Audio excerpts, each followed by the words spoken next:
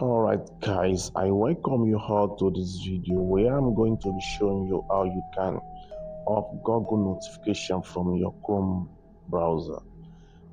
Click on the Chrome browser in which you want to make use of. At the left hand corner of the Chrome browser, you will see 3 dots there. Click on the 3 dots.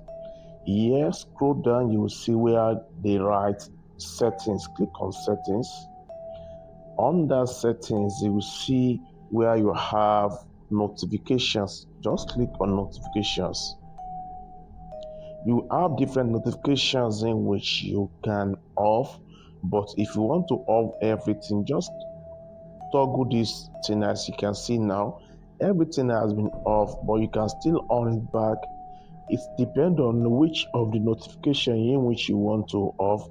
Maybe you want to off the vibrate or play sounds. We have different options in which you can exploit here by toggle off the one in which you want to off. Like now, if you try to toggle off this banner now, the banner notification has been toggled off.